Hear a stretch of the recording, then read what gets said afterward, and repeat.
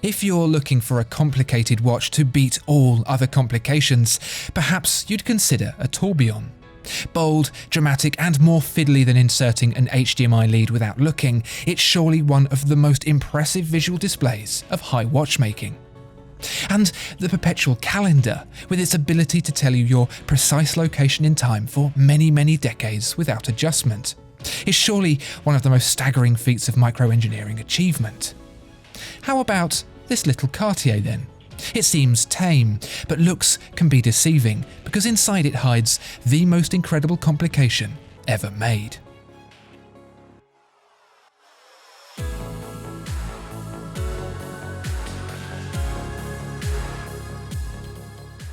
Behind the dial of this Cartier Tortue lies a secret. Not a mysterious, intriguing, exciting secret, but one of a more practical human kind. We envisage the great master watchmakers of Switzerland to have an almost mythical status, wizened men of great age assembling the finest complications with ease. That's true to a point, and that point is the minute repeater. This mechanism that chimes the hours, quarters and minutes on demand is so notoriously complex, so delicately appointed, that it has earned itself a reputation amongst watchmakers of being an utter bastard to make.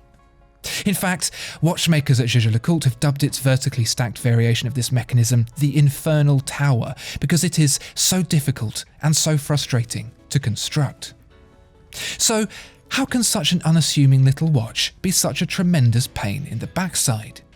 Imagine building a Rube Goldberg machine with all its levers, ratchets, springs and switches, but it's the size of a penny.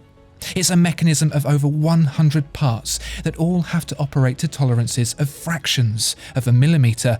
If a single piece is just a hair out of place or misshapen by the finest sliver of material, the machine will stop and the chimes will cease. Even the very act of construction can deform the components by enough of a margin to prevent the mechanism from working properly. Understanding what a minute repeater has to achieve and how it has to achieve it begins to unravel the reasoning behind this professional frustration. This digital age where code can be used to ask and answer questions of an operation makes visualizing this analog approach alien and unfamiliar, but it's worth understanding just what makes a minute repeater so much more complex than, say, a chronograph. For example, a chronograph is also an on-demand function, but it is still simply just a secondary timekeeping mechanism connected to the primary train at request via a clutch. Think of a car, the constantly running engine connecting with the wheels to provide motion on demand. It's simply a case of on or off, an input that's provided manually by the driver. A chronograph user requests the same actions of a chronograph, asking for it to start, stop and reset by the push of a button.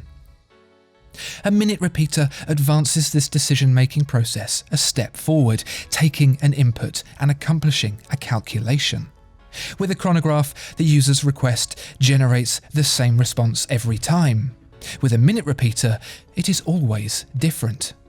The mechanism is required to sample the time and read it back, requiring a mechanical process that is somewhat smart. It's like a car with an automatic gearbox, making its own decisions dependent on conditions once it's put into action. Only this mechanism has to fit inside a watch.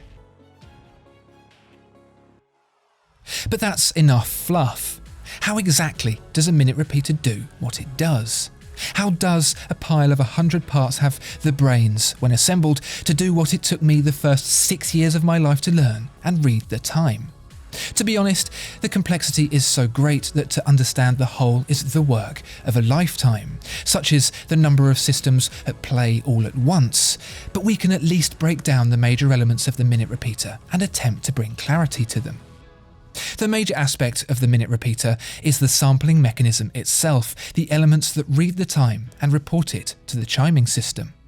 Stepped snail cams that rotate with the hour and minute hands begin the translation of the analog time display into a digitally reported sound. Upon activation of the minute repeater, levers, called racks, are pivoted against the cams, one for the hours, one for the quarters, and one for the minutes.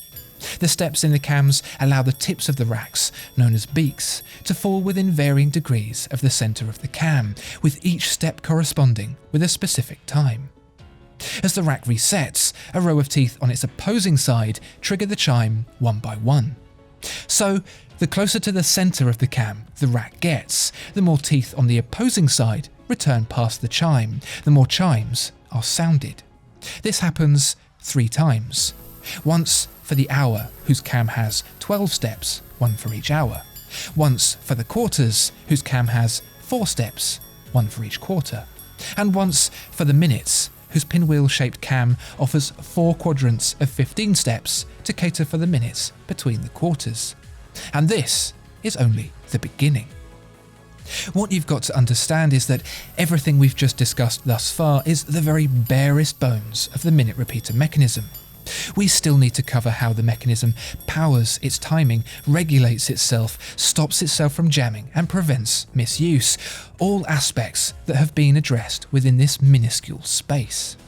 We'll start with the power. The lever on the side of the case has a resistance when activated, and that's the force of the mainspring being wound.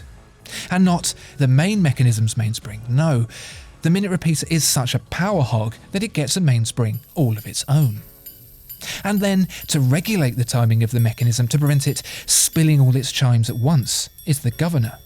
This is a spinning mass with weighted arms that extend as it spins, much as a figure skater would to control the speed of rotation.